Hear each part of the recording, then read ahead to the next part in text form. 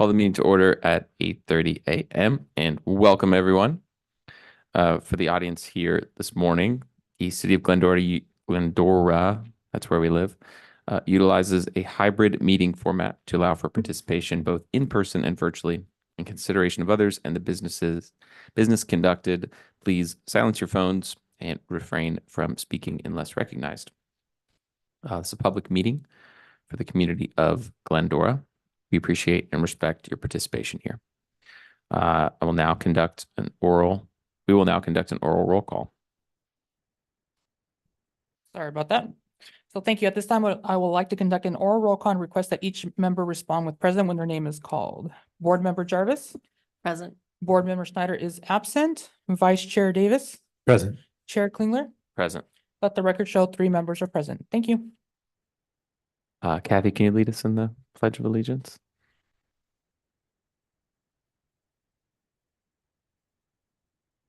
Ready? Begin. I pledge allegiance to the flag of the United States of America and to the republic for which it stands, one nation, under God, indivisible, with liberty and justice for all.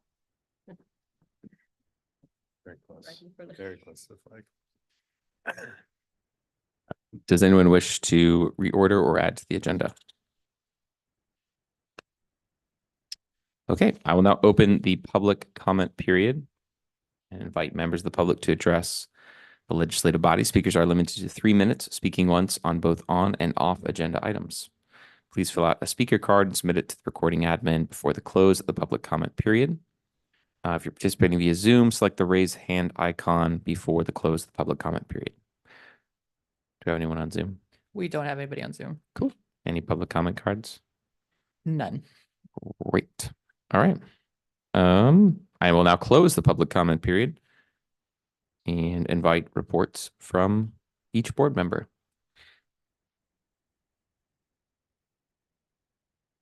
Nothing new to report here. You have a new sticker on your window. It's not a sticker. It's not? No, well, yeah, basically it's a sticker. Okay. Wow. A giant sticker. Yeah, giant sticker. Looks good. Thank you. All right. I will now invite. Oh, I'm sorry. You gotta speak up. The only 2 things that I have to report are one, I think due to my negligence, I was not able to meet with board member Snyder on the marketing committee. But I have an outline for that. I'm going to send it to her and try to get that fast tracked for next time. The only other thing was I had sent an email to Valerie and to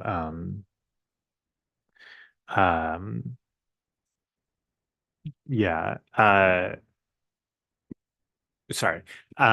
So I was contacted by somebody who is a company. They basically do Street View inside Google Street View inside of businesses.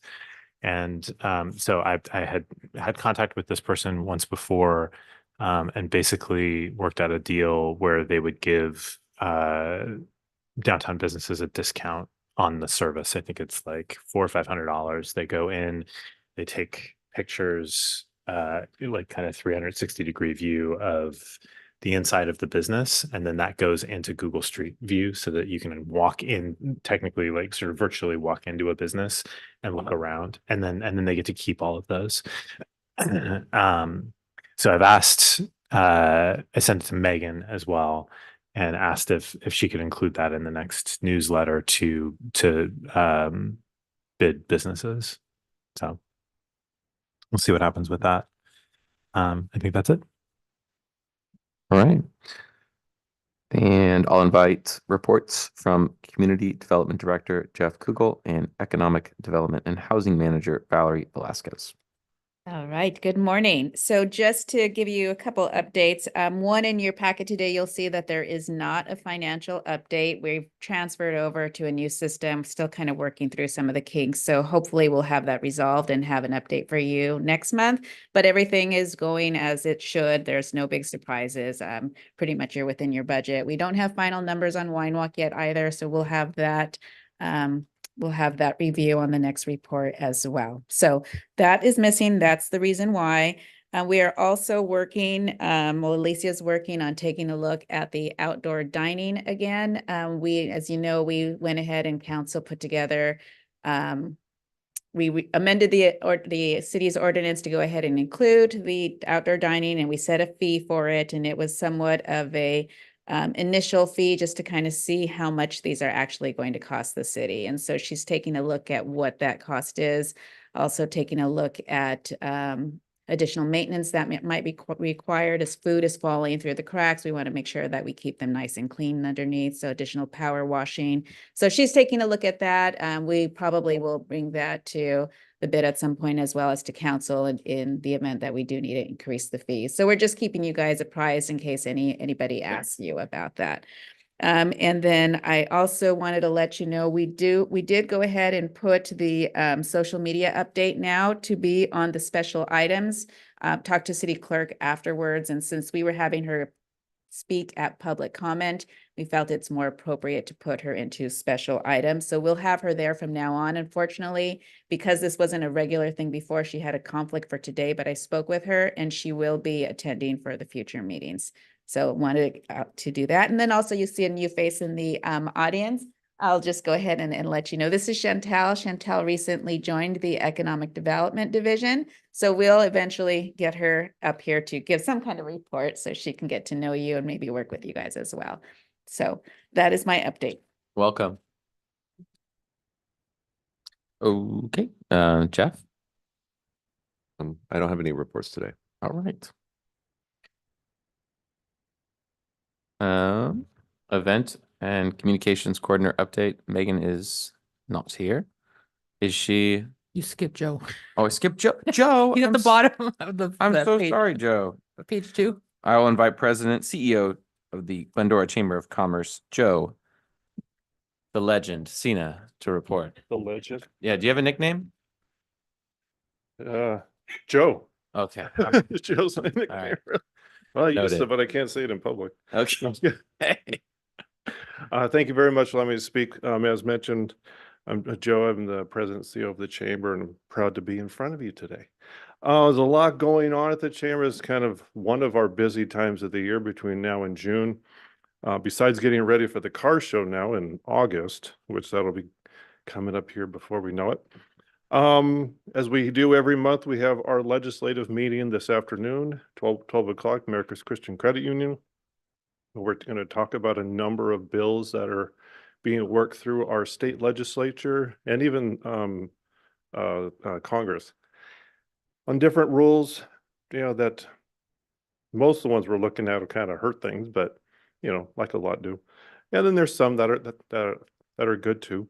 Also, I'm going to be putting out an email on the new requirements for business safety plans that goes into effect July 1st, which pretty much every business, unless you have under 11 employees and you're not publicly accessible, has to have a written safety plan for all current employees and new hires. And there's a lot of different requirements. There's about 14 different requirements you have to have. So get that out here if you have not already seen it. We have our coffee mixer tomorrow, which is down in San Dimas this month at the at McKinley. So we're going to be there tomorrow at 8. Then next week we're at lunch on the 11th at Marie Callender's in Azusa. So we're going on outside of Glendora this month for those two. And that one we're going to talk about insurance. If you've tried to get homeowners insurance or car insurance, it's much more expensive, and all those problems are starting to trickle into business insurance. So with, I've heard of businesses down on Ada or even in City Hall or in this area now in a fire zone, even though the mountains are up there. So we're going to talk about that. And then on the 15th, we have a member workshop, Instagram Reels 101. So if you want to learn how to do Instagram Reels, we did a social media workshop last month, kind of an overview, and people wanted to know how to actually do it. So We got that at the chamber on the 15th at 9 o'clock. Our after hours mixer on the 16th, or yeah, 16th. Sorry, I need my glasses. It's going to be at St. Lucy's. It's the first time we're going to be doing something over there. So if you want to check that out. And then also coming up April 18th, I mentioned before, our Citizen of the Year dinner for Dr. Cliff Hamlow, who's been a community member here for years and years and worked at APU, went to APU, coach at Glendora High School. And we're going to celebrate him on the 18th at the Country Club. So if you want to get tickets to that, check that out. The chamber will be at Earth Day on the 20th, and then the 24th. It's not a chamber event, but I'll mention it. The Glendora Mayor's Prayer Breakfast at the Country Club. You can get tickets for that at GlendoraMayorsPB.com. And then we have a ribbon cutting for a company, a baker named Jen Bakes. She used to have the little bakery down where Tuesday Morning used to be, the pink building. Now she just kind of does it herself out of that location. So we're gonna have that on the 26th. Then also in May, on the 15th, we have our annual Cuisines of the Foothills, which I think we only have one restaurant spot left. So it's great. We have all the spots filled. You know, at this point, it's usually much harder to get that. But tickets are on sale. Lots of fun. You get a lot of food, drinks, you get food, desserts, wine, tequila, beer, a bunch of different things. So, you know, May 15th, you can get tickets for that at cuisinesofthefoothills.com. And I'll stop there unless there's any questions, but there's a lot more going on, and you just check out the calendar. There's a lot of other community events too. So if there aren't any questions, I'll end there. No? Okay. Thank you very much. All right. Thanks, Joe. So no Megan. Do we have Luis? Yeah, I don't see both of them online, so. Okay. All right, we're going to move to the consent calendar. Items on the consent calendar will be enacted by one motion without individual discussion unless a board member has requested to be removed for separate discussion. Does anyone wish to comment on item number 5? Affirming the minutes from our last meeting. Move to approve. Move to approve. Second. I'll second. Go ahead. I'll open it so you guys can vote, and I'll conduct an oral roll call. Board Member Jarvis, Yes. Vice Chair Davis, Yes. Chair Klingler, Yes. motion carries 3-0. Okay. Move on to the discussion on the process to amend bid assessments and boundaries requested by me and Board Member Davis. Let's read the title into the record.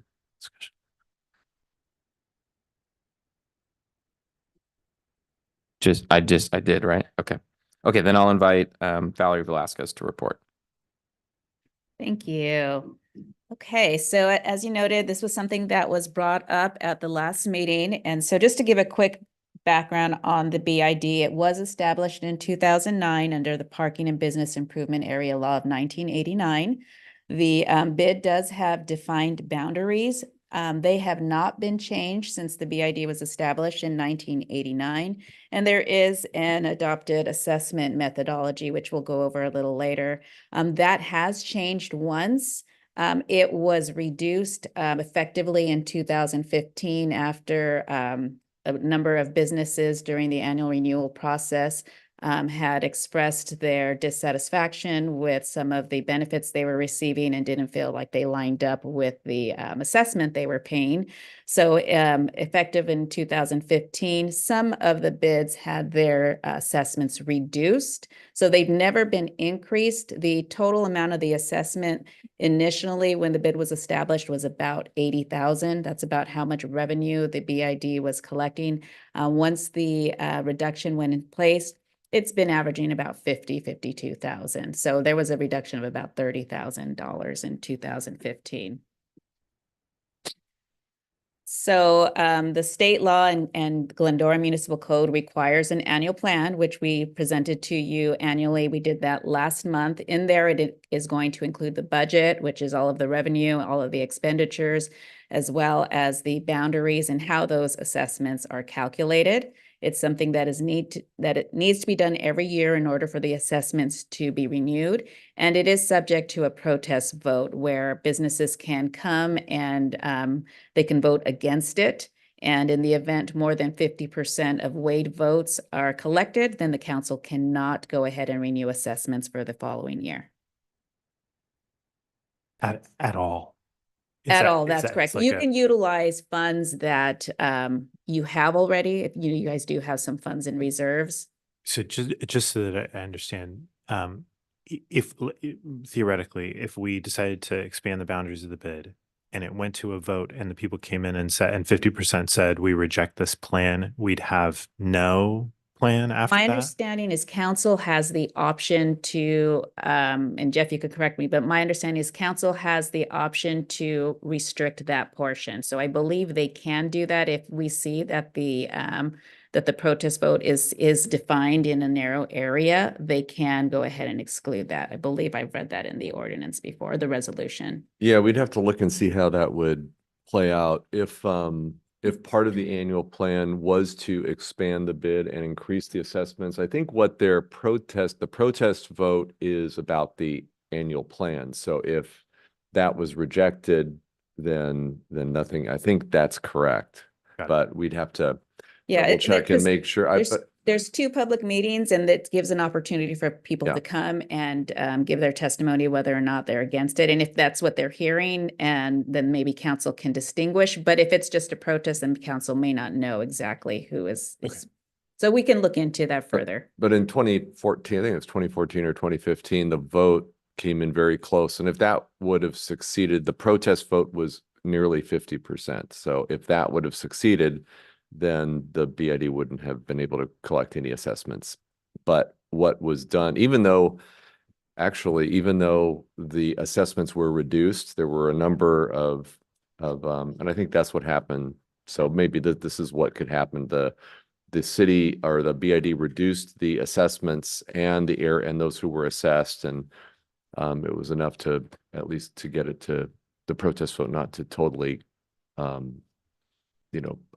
terminate or at least for that year, the assessments. So.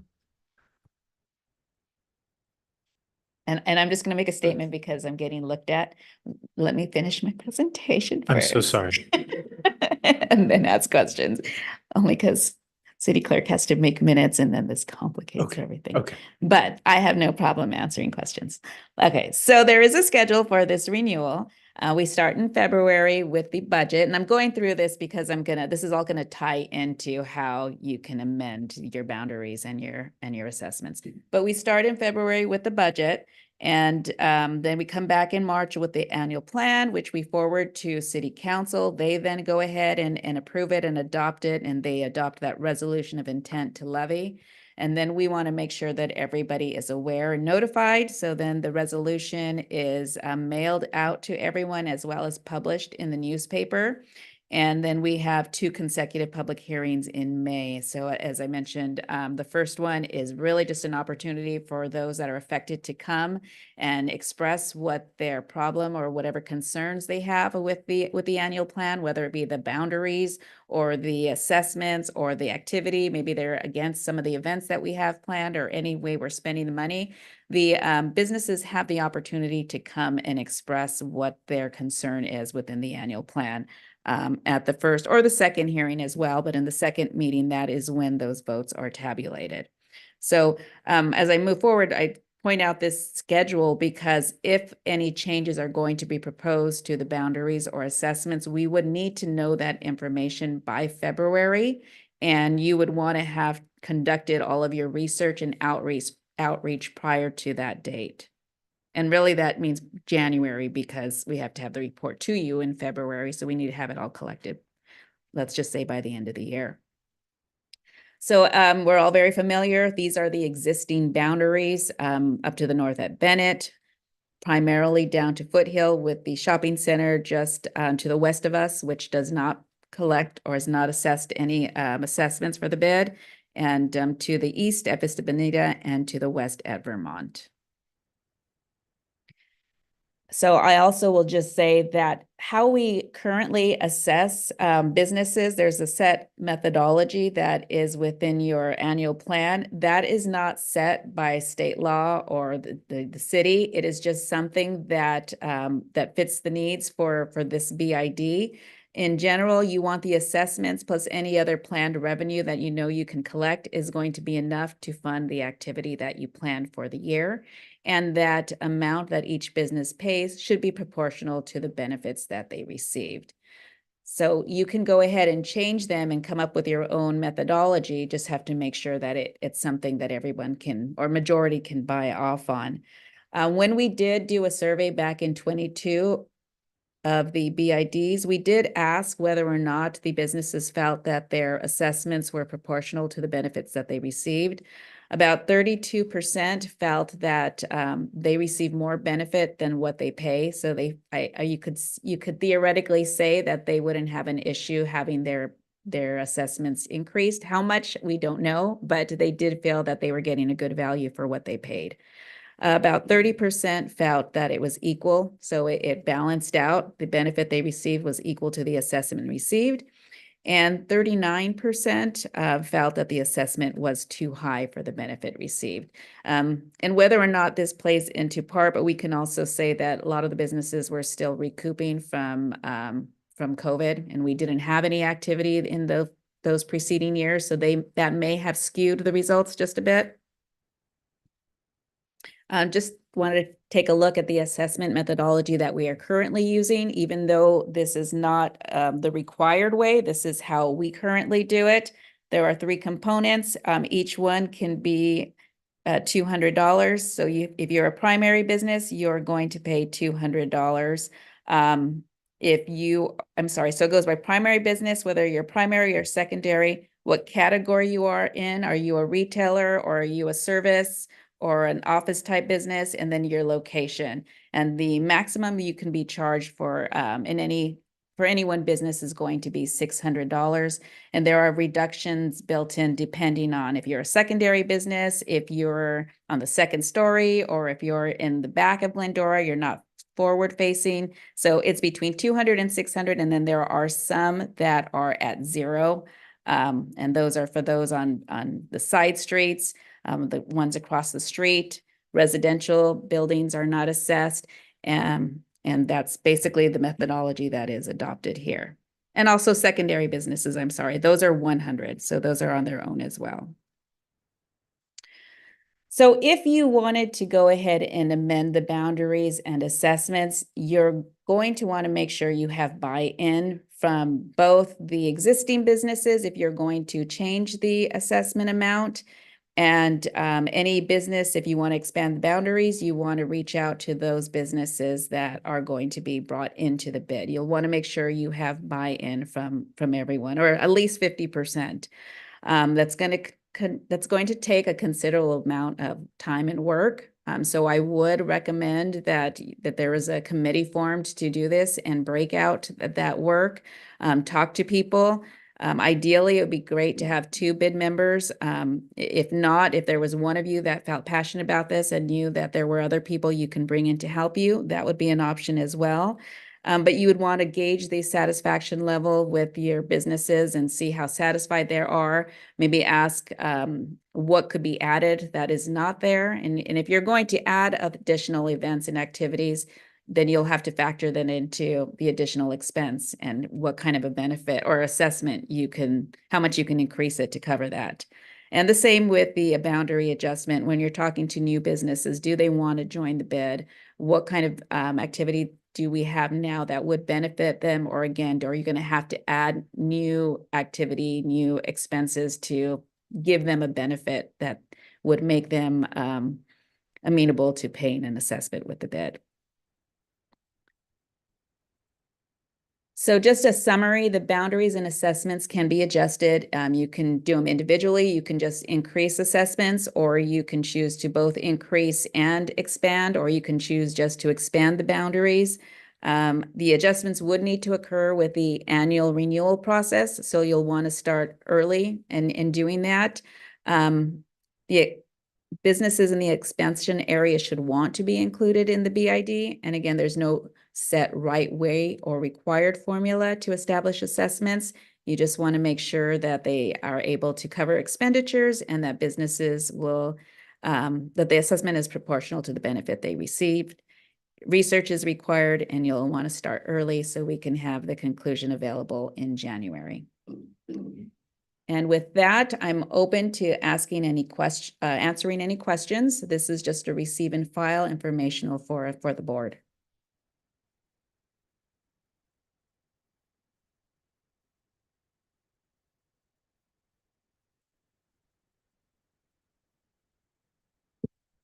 You're up, Chair. It's back to you.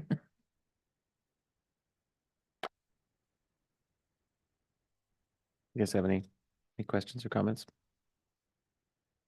Mr. Davis, how's your time? I think I asked my question earlier, so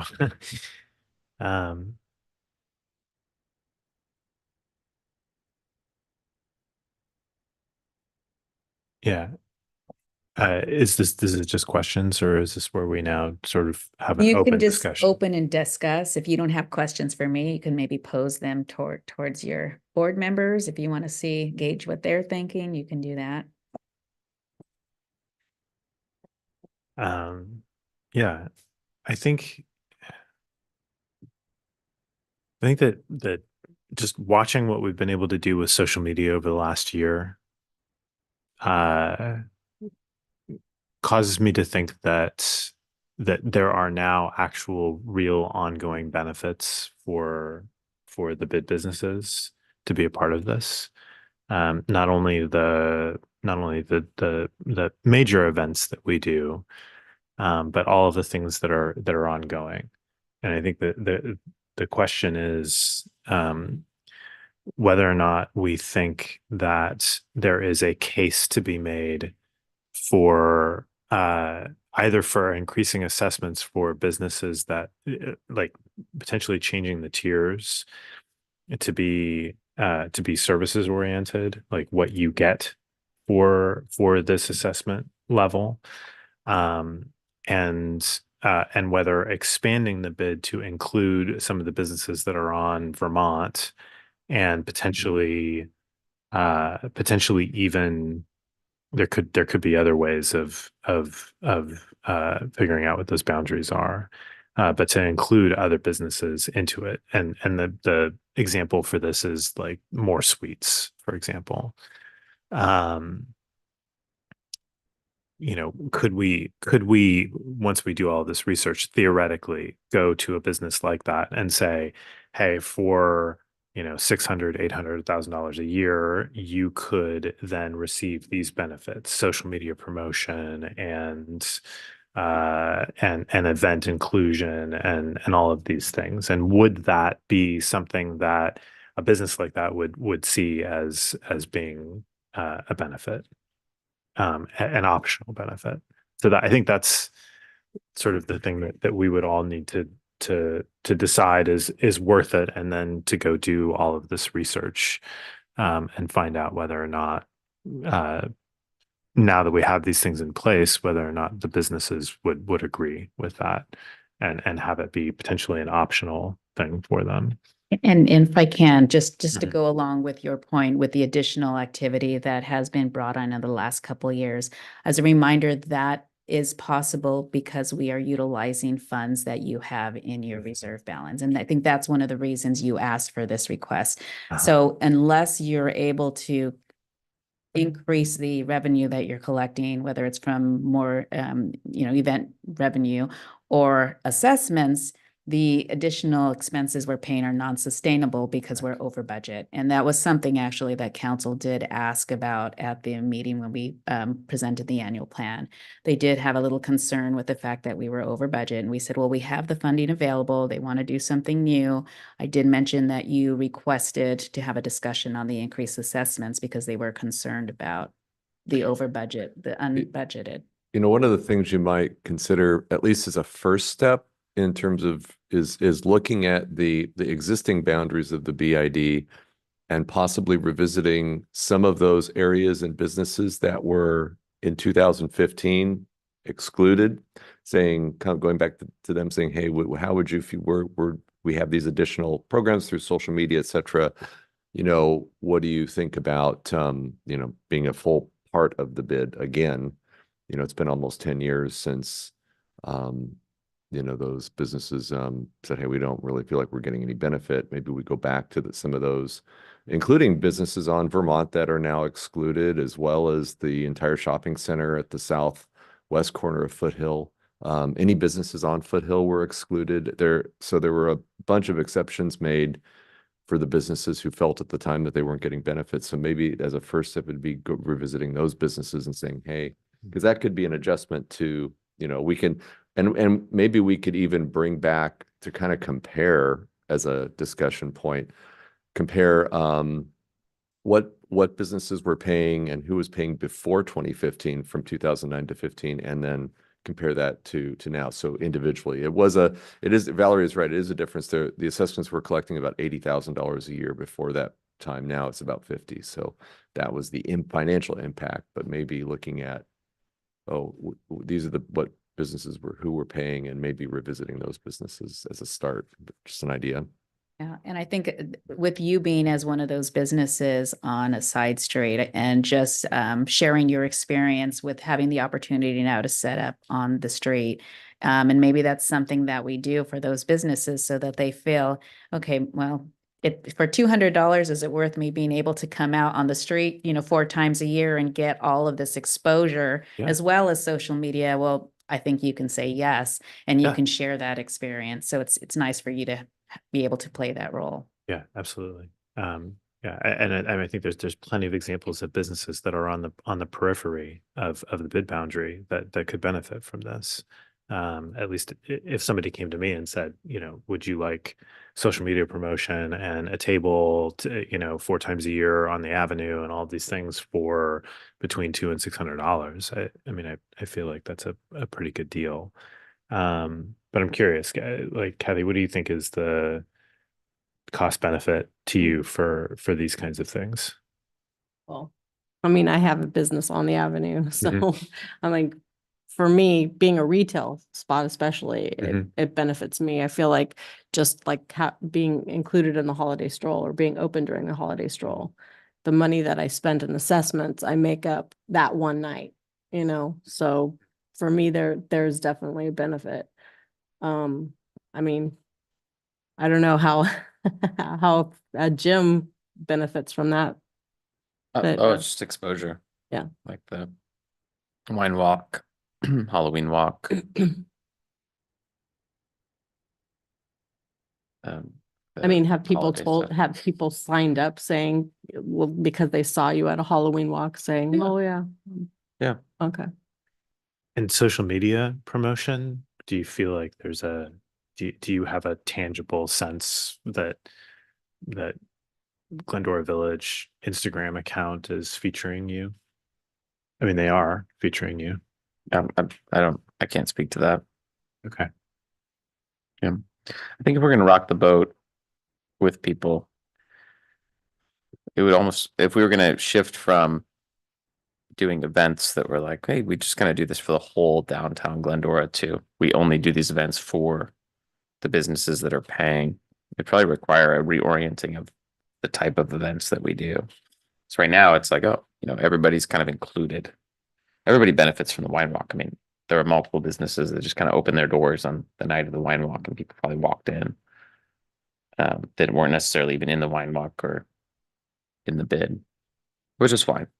And then I think like same thing with the Halloween. Is it called the Halloween walk? No, it's a Oh, holiday yeah. stroll. Halloween walk, Halloween trick or treat, Halloween walk is fine. Okay. Same thing with like Santa, the And in the village holiday Santa in the stroll. Village holiday stroll.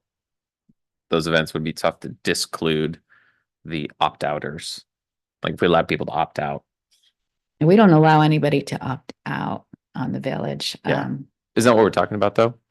We're talking about people who are not on the village, not on Glendora Avenue. Okay. So they're more on the boundaries on the outside. But we're also talking about the social media promotion and some of the stuff that is more online and some of that visibility, because that's the thing that I think, you know, we've always had the events and people have always been able to be a part of the event or not be a part of the event, with the exception of the people who don't have a physical spot. So, you know, for us, I think it's, you know, whether or not we had any kind of tangible benefit from having a table at the Halloween walk is, you know, it's pretty negligible. Halloween walk and the holiday stroll are unique because it's families, and the Halloween walk in particular is just a bunch of kids, and parents. So you might get a little bit of exposure from that. The wine walk seems like it's a different thing. But with social media, that's the thing that's, you know, we're going over budget in order to do social media promotion and event coordination, some of that coordination spilling over to social media.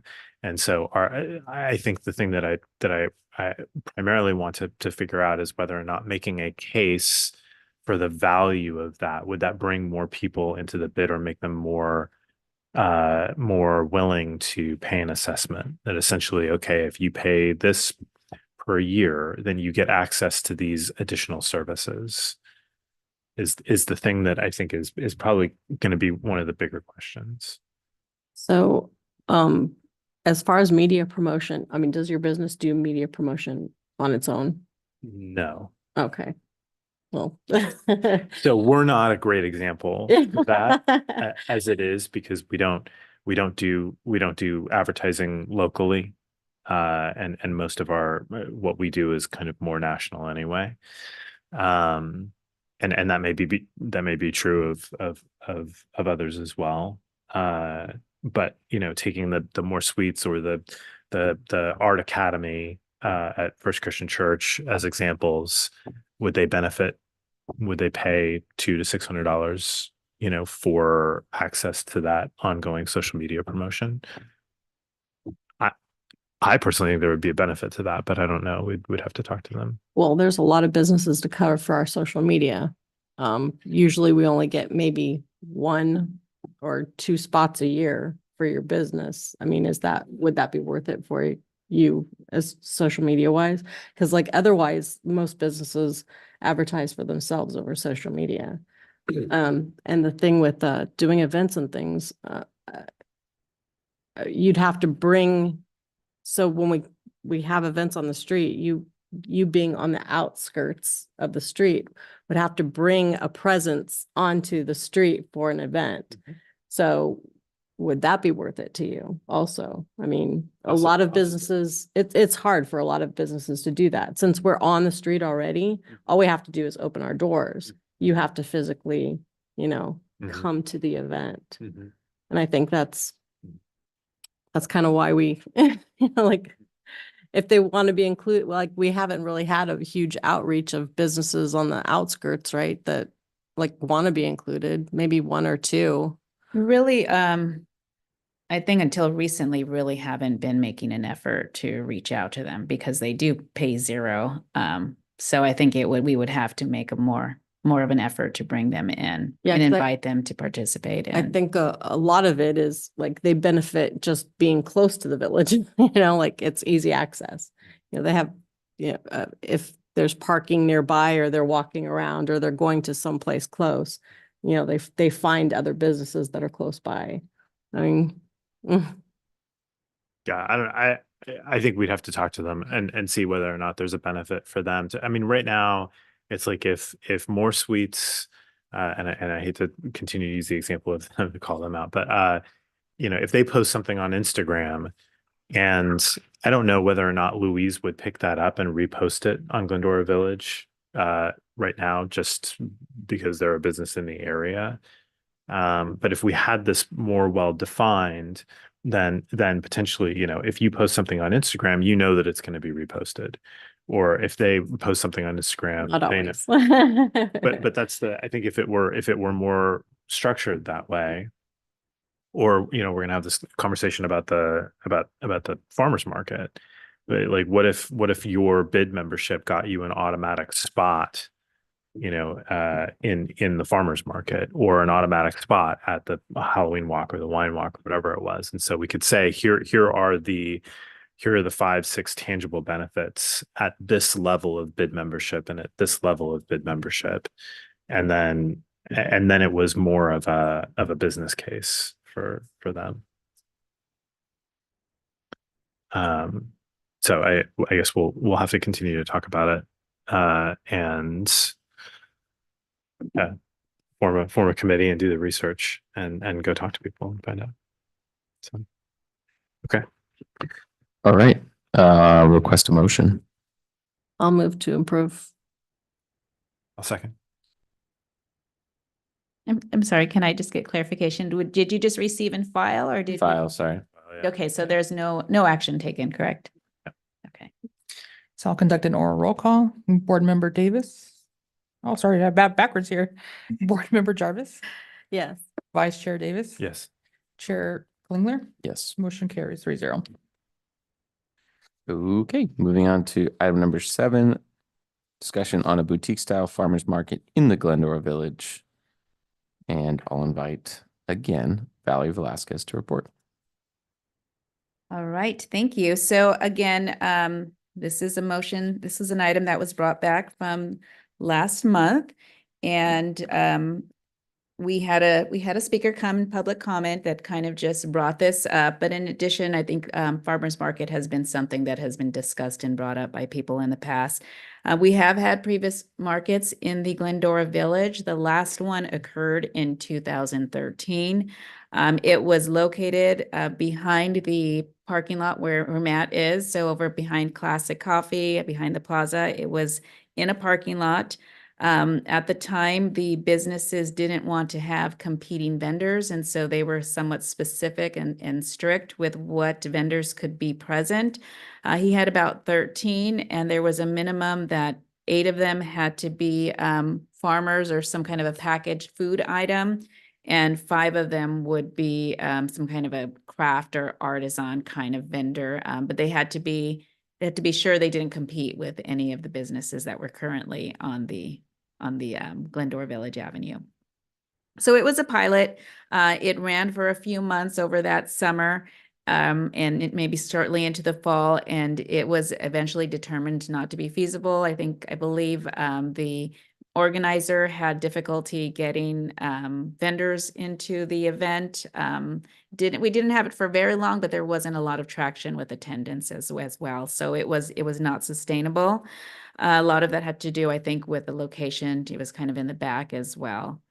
I will say though, we did have a survey again. I referred to it in the last item in 2022. One of the most common responses on what can be done to benefit the village was to bring a farmer's market back. It's been years, but we used to also survey attendees of events, and one of the items that the community would want is also a farmer's market. So we do hear that. Again, so we had a speaker on the March 7th meeting who came out and proposed a boutique style farmers market. I did talk with her a little bit after the meeting.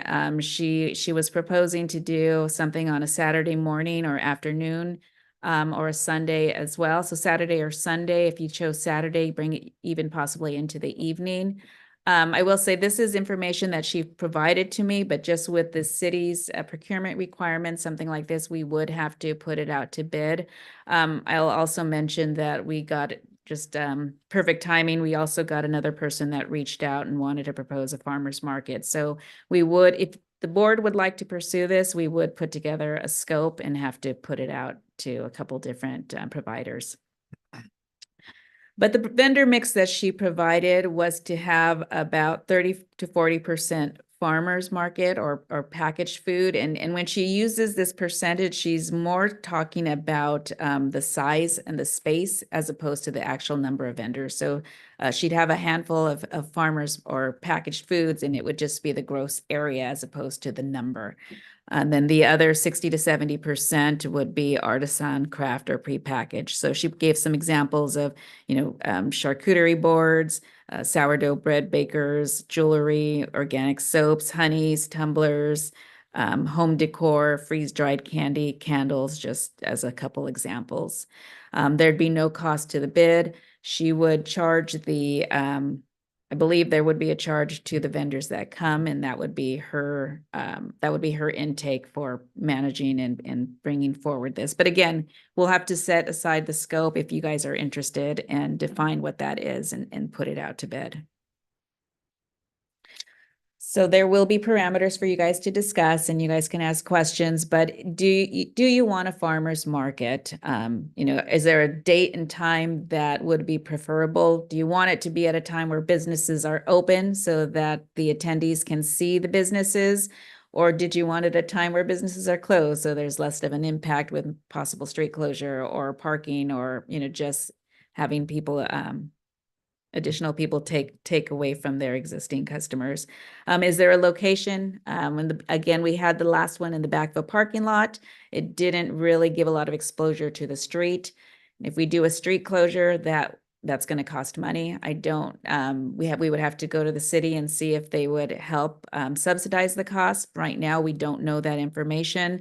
If you have a smaller one, maybe we could use the plaza area and maybe kind of restructure or how we have the areas on Mita set up. And then there is a vendor mix, or there things you want to restrict as far as who can attend or who can be in the vendor mix. So with that, this is just discussion for you to have, and if it's something you want to pursue, staff would need direction on the parameters to include for putting a scope together. So questions, discussion, back to you.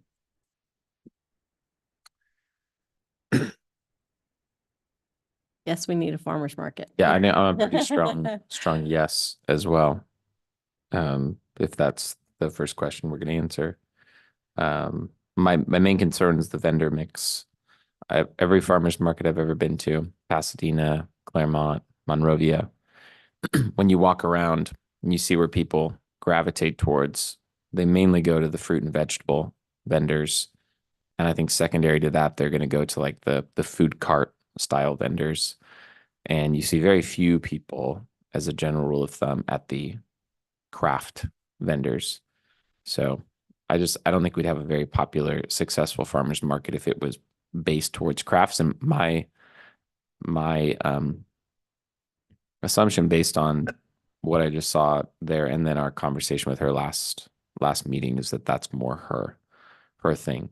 And she kind of skirted around the question of whether or not she has relationships with farmers. So I think we should move towards a farmer's market. I think I'd want to ask her some really specific questions about whether she could bring in specific farmer vendors and has existing relationships with them already. And then I think it's got to be on Glendora Avenue. Yeah, that's exactly my sense as well, is that it's a craft fair. And I don't think that's gonna be what people are gonna want. So, and that may be the issue with all of these, is that the way that they make money is by selling spots to craft people. And yeah, and I think that's going to be problematic for a number of reasons, both competing with the local businesses and also what people are actually going to be interested in.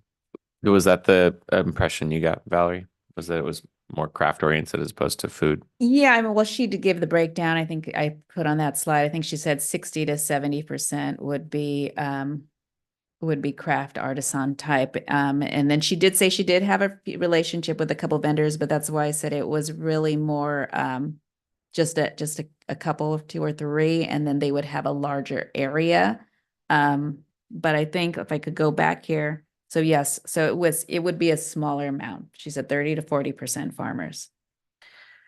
Also, well, we're supposed to be discussing location, dates, times, and also vendor mix, but I think too, the bid should make some money from having a farmer's market. I don't think, you know, having someone establish the farmer's market and utilize our downtown and our businesses, like, that's great. We're not paying for the service, but we're also not well, I mean, So I will say in the past, we actually were paying the organizer to do it because initially there is some risk involved there. It'll take some time to get attendance here. And so we were paying and we had built it so that after such a time when it became self-sustained, we would start to get revenue if it were to take off. And I think it's, I just want to add, I think, you know, there is this thing, when this idea, this concept of farmers markets kind of really started to take off in the 90s, there's this idea or actually a quote unquote certified farmers market. So you actually have people within a certain distance of where you're, you know, where you're selling, where the farmers are coming and they are actually have a area where they grow the stuff that they're selling. And since the 90s, I mean, I remember, you know, when I was in another city that had a very successful farmers market, many of the farmers came from sort of the Inland Empire, Chino area, Ontario area, and now many of those areas are now developed. So there's actually fewer farmers in this area. And my observations of going to markets is that you don't see very many actual, you know, farmers selling their things here. It's not like, you know, I've been to farmers markets in, for example, in Ventura County or Santa Barbara County, you know, where they're much closer to agriculture, where we're just not anymore. And so I think that if probably any sort of outdoor market, it may be difficult to achieve a certified farmers market in this area now. But I'd be curious to talk to Claremont and others who do it. I think that probably they're going to tend toward the craft vendors in this area because that's who's around. Maybe packaged food if people are making cookies at home or have some sort of, you know, health permit to do that type of thing. But I suspect it's harder nowadays than it was 30 years ago to get actual farmers in this area. Yeah. but we do have some connections. We have Plaza Produce downtown or near downtown. I don't know if they'd be willing to. And I mean, I lived in Santa Barbara for 6-7 years, and their farmers market is absolutely incredible. But all the farmers are within an hour drive of that, and so yeah, I mean, they've got 4 or 5 rows of just all produce, and that's incredible. I think that's what everybody wants. But like you said, farm area is shrinking in Chino, but it's not impossible. There just has to be somebody who we can find that is putting that kind of farmers market together. Well, let's get Valerie some dates and times and information so she could put a package together and we can. When you all talked about this before, what was the conclusion that you came to? Valerie and I actually met with a guy that runs the Claremont Farmers Market. And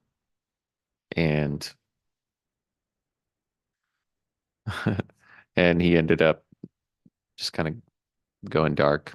We got ghosted. We got ghosted. I was going to say that, but I didn't want to show my age. Yeah, we got ghosted. Yeah, I mean, I look at this list of vendors, and I mean, there's like half of them are potential conflicts with our local businesses. Yeah, it's not a great list. I mean, it is like it's a great list, just not. Well, for what you said. Yeah. Well, I mean, we are losing another retail spot downtown. I've just been made aware that On the Avenue is closing. So we have very little retail downtown. Having vendors that sell crafts and things, I don't think is going to hurt anybody. True. What do you think about the idea that, you know, that that one of the spots would be for Mercantile Collective, and one of the spots would be for what's the place that does soap and Reformation.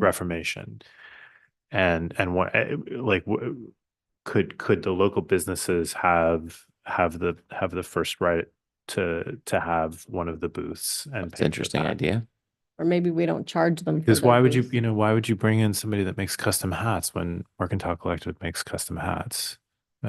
Or sourdough bread. Why wouldn't Crust and Crumble have a booth there, and whoever else is, Well, one, because they also have a store there and they benefit from people shopping. yeah. So people might walk into Crust and Crumble and buy the sourdough bread instead of going to the vendor who's set up as a temporary, stop. Like having a little bit of competition is not a bad thing.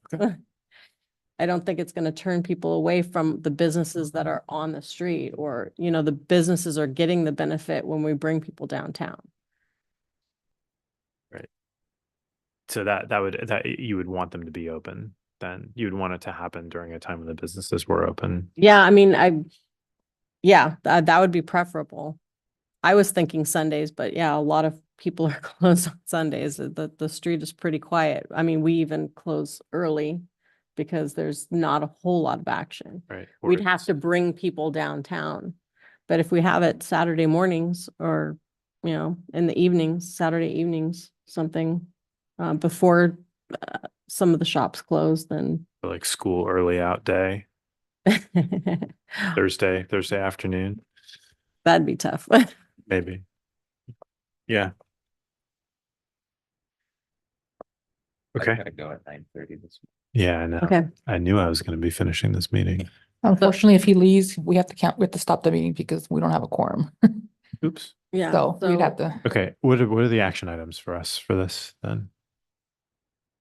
Are we gonna give some parameters, or are we Yes. gonna just table this till next meeting? And that's the other thing too, if you want to table it. Looks like we're gonna have to table it. So right, guys. we're gonna we'll have to come up with a list of parameters and then send it out to be bid on, right? Yes, we'll put together a scope and have to bring it back.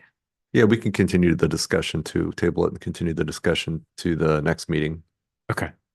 Okay, so we have a motion to table the discussion to the next meeting. Do we have, I'll second.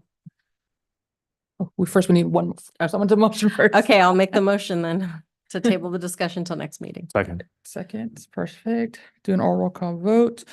Board Member Jarvis, Yes. Vice Chair Davis. Yes. Chair Klingler. Yes. Motion carries 3-0.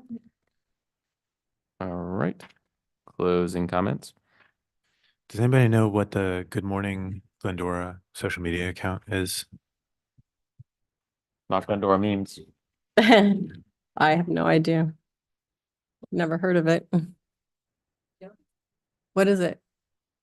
Okay. I'll ask you about it after It's the meeting. Joe, secretly Joe. Is it Sure. secretly Joe? For the record, Joe said it's Jackson and Jackson Insurance doing it. For the record. Thank you. Okay. All right. I'll adjourn the meeting at 9:30.